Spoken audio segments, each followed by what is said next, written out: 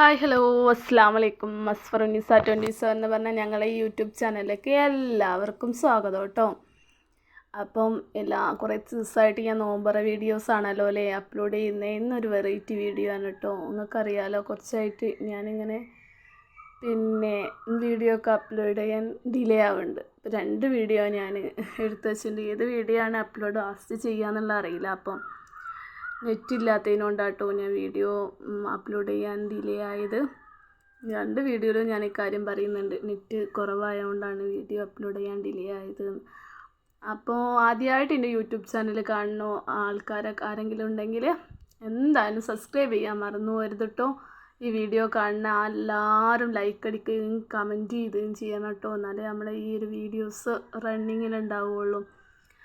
ഇതെൻ്റെ നേരെ വീടിൻ്റെ ഫ്രണ്ടിലുള്ള വീടിലെ ഒരു കോവക്കൻ കൃഷിയാട്ടോ. ഒരു മതിൽ പോലെ ആക്കിയെടുത്തിട്ട് അവിടെ കെട്ടി ഉണ്ടാക്കിയതാട്ടോ. ഈ കോവക്ക പന്തൽ പോലെ ആയിരുന്നു. ഇപ്പം കുറച്ചും കൊണ്ട് മാറ്റിയാക്കിയിട്ട് വീട്ടിലേക്കൊന്നും കയറാതിരിക്കാൻ വേണ്ടിയിട്ട് വീട്ടിലേക്ക് കെട്ടുമ്പോൾ എന്തെങ്കിലും ജന്തുക്കൾ കയറിയാലോ വിചാരിച്ചിട്ട് കുറച്ച് മാറ്റിയിട്ടോ. ഇവിടുന്ന് കോവക്ക കിട്ടിയിട്ട് മുന്നൊരു വീഡിയോയിൽ ഞാൻ ഇട്ടുണ്ടായിരുന്നു. അപ്പം ഞാനിതാ രാവിലെ തന്നെ പോസ്റ്റ് ഓഫീസിലേക്കാട്ടോ പോകുന്നത്. കോവക്ക നിങ്ങൾക്ക് കാണിച്ചിരാ വിചാരിച്ചിട്ട് ഫസ്റ്റ് ഞാൻ വീഡിയോ എടുത്തതാണ്. ഞാൻ പെരുമണ്ണ പോസ്റ്റ് ഓഫീസിലെത്തി. എൻ്റെ പിൻ ലെറ്റർ വന്നോ എന്നുള്ളത് അന്വേഷിക്കാൻ വേണ്ടി. പക്ഷേ പിൻ ലെറ്റർ വന്നില്ല കേട്ടോ. ഇനി കിട്ടാൻ വേണ്ടി നിങ്ങളൊക്കെ ഒന്ന് പ്രാർത്ഥിക്കണം. ആ പിൻ ലെറ്റർ പോയി നോക്കി തിരിച്ചു വരുമ്പം നായ്ക്കളെ പട കേട്ടോ. കണ്ടാൽ പേടിയോ, നല്ല മുഴുത്ത നായ്ക്കളെ അവിടച്ചോനെ. എനിക്ക് നല്ല പേടിയാട്ടോ. ഞാനായിട്ടുള്ള വീഡിയോ എടുത്തുങ്ങാണ്ട് എൻ്റെ തറവാട്ടിലേക്ക് അങ്ങനെ കയറിപ്പോയി. അപ്പോൾ അവിടെ ഞാൻ കുറേ ദിവസമായിട്ട് ആഗ്രഹിക്കുന്നൊരു വീഡിയോ എടുക്കാൻ വേണ്ടിയിട്ട് കാര്യമായിട്ട് അങ്ങോട്ട് പോയി. ഈ പോസ്റ്റ് ഓഫീസിലും പോകണം.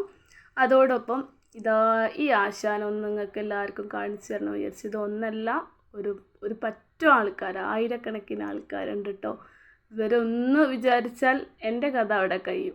ഞാൻ അത്രയും ധൈര്യവത്തിയായിട്ട് നിങ്ങളെ മുന്നിൽ പോയിട്ട് വീഡിയോ ഒക്കെ വലിയ കാര്യത്തിൽ ഷൂട്ട് ചെയ്ത് നിങ്ങളെ കാണിക്കാൻ വേണ്ടിയിട്ട് കേട്ടോ. ഓൾമോസ്റ്റ് തേനൊക്കെ ഇതിൽ തീർന്നിട്ടുണ്ട്. തേനീച്ച കുട്ടികളൊക്കെ വിരിഞ്ഞു കുട്ടപ്പന്മാരായിട്ട് സ്ഥലങ്ങൾ വേറെ കണ്ടുപിടിച്ച് അവിടേക്ക് മാറാനുള്ള ഒരുക്കത്തിലാട്ടോ. 2-3 സ്ഥലത്തേക്ക് ഒരു കൂട് മാറ്റിയിട്ടുണ്ട് കേട്ടോ.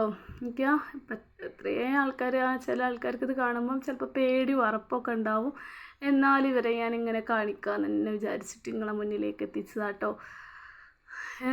ആർക്കും ഉപദ്രവം ഉണ്ടായിട്ടില്ല. അവിടെ ഏറ്റവും താഴത്ത് മണ്ണിൻ്റെ ആ ഭാഗത്തായിട്ട് ചേർന്നിട്ടാട്ടോ ഈ കൂടുള്ള ഒരു കമ്പിൻ്റെ മുകളിൽ അവരെല്ലാവരും കൂടി കൂട് കെട്ടി നിൽക്കുന്നത്. തേനൊക്കെ തീർന്നതിനോണ്ട് പിന്നെ ആരും ആ വഴിക്ക് തേനെടുക്കാനൊന്നും പോയിട്ടില്ല. അതിന് ശല്യം ചെയ്യാനോ ആരും പോയിട്ടില്ല കേട്ടോ. അത് ഞങ്ങളെ തറവാടിൻ്റെ നേരെ മുകളിൽ ഒരു വിനുവേട്ടൻ എന്ന് പറഞ്ഞ പോലെ പറമ്പാട്ടോ. അപ്പോൾ ആ പറമ്പിൽ ചെറിയൊരു കൊമ്പിൻ്റെ മുകളിലാണ് ഈ ഒരു തേനീച്ചൻ്റെ കൂട് നിൽക്കുന്നത്. അന്നപ്പോൾ മോട്ടർ നിറഞ്ഞു. അപ്പം ടാങ്ക് നിറഞ്ഞപ്പോൾ മോട്ടർ ഓഫാക്കാൻ വേണ്ടിയിട്ട് അതിൻ്റെ ഇടയിൽ അപ്പോൾ പോയതാട്ടോ. വോയിസ് കൊടുക്കുന്നതിൻ്റെ ഇടയിൽ കൂടെ നിങ്ങൾക്കൊരു മിസ്റ്റേക്ക് ഫീൽ ചെയ്തിട്ടുണ്ടാവും, ക്ഷമിക്കുക. അപ്പം സ്കിപ്പ് ചെയ്യാതെ കാണുന്നുണ്ടെന്ന് ഞാൻ പ്രതീക്ഷിക്കുന്നു കേട്ടോ. വീഡിയോ സ്കിപ്പ് ചെയ്യാതെ കണ്ടാലേ നമുക്കൊരു ഏണിങ്സ് ഉണ്ടാവുള്ളൂ കേട്ടോ. നിങ്ങളത് ശ്രദ്ധിക്കണേ. അതേപോലെ ഇതിൻ്റെ ഇടയിൽ പരസ്യം വരുമ്പോൾ ഒക്കെ നിങ്ങൾ സ്കിപ്പ് ചെയ്യാതെ കാണണം. നമുക്ക് ചെറിയൊരു വരുമാനം ഇതൊന്ന് കിട്ടണമെന്ന് വിചാരിച്ചിട്ടാണ് ഇപ്പോൾ ഓരോ വീഡിയോ അപ്ലോഡ് ചെയ്യുന്നത്. പക്ഷേ വീഡിയോസൊക്കെ 100 ആൾക്കാർ, 300 ആൾക്കാർ വരെയൊക്കെ വീഡിയോസൊക്കെ കാണുന്നുള്ളൂ. ഇപ്പം എല്ലാവർക്കും ബിസിയാണ്, നോമ്പാണ്, ഖുർആനിലാണ് എല്ലാവരും. ആരെങ്കിലും വീഡിയോ കാണുന്നവരുണ്ടെങ്കിൽ കാണുന്നവരൊക്കെ സ്കിപ്പ് ചെയ്യാതെ കാണുക. അപ്പോൾ അതെനിക്കൊരു വലിയൊരു ഉപകാരമായിരിക്കും കേട്ടോ. അപ്പോൾ ഈ തേനീച്ചകൾ തൊട്ടപ്പുറത്തെ പറമ്പിലുള്ള ഇന്നാൾ ഞാനൊരു ഷോർട്ട് ഇട്ടിട്ടുണ്ട്. അതിനെ കണ്ടവർക്കൊക്കെ അറിയാം. അതിൽ കുഞ്ഞുവാവ സംസാരിക്കുന്നുണ്ടായിരുന്നു കൊക്കോക്കായെ കുറിച്ചിട്ട്. അപ്പോൾ ആ കുട്ടീൻ്റെ തറവാട്ടിലെ 2 മാവിലേക്കായിട്ടിപ്പോൾ ഈ തേനീച്ചകൾ വേറെ കൂടുണ്ടാക്കാൻ തുടങ്ങിയിട്ടോ.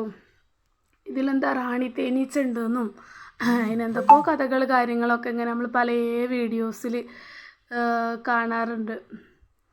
അപ്പം എന്താ പറയുക, എനിക്കിതിനെക്കുറിച്ച് ആധികാരികമായിട്ട് പറഞ്ഞു തരാനൊന്നും അറിയില്ല.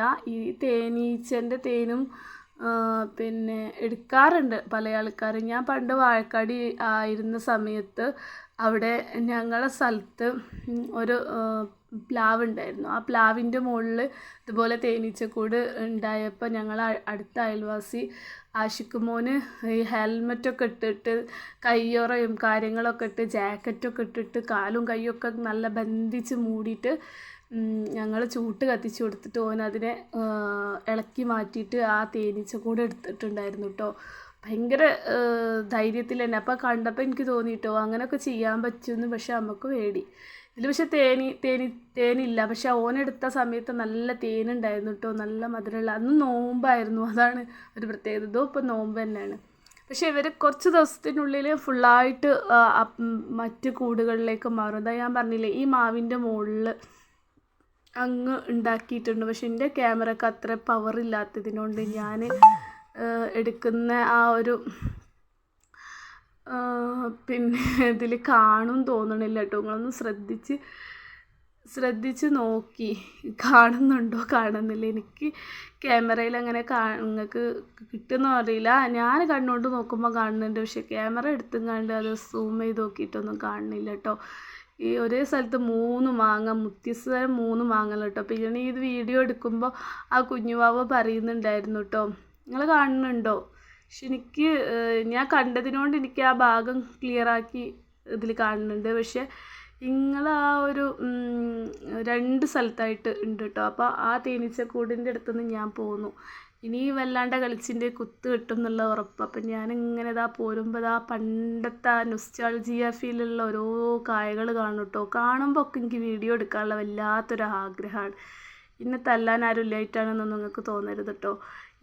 ഇതിൻ്റെ പേരെന്താ എനിക്കറിയില്ല കേട്ടോ, മറന്നുപോയി. പക്ഷെ ഇത് എവിടെ കണ്ടാലും പഴുത്ത് കിടക്കുകയാണെങ്കിൽ ഞങ്ങൾ എടുത്ത് കഴിക്കുകയായിരുന്നു കേട്ടോ.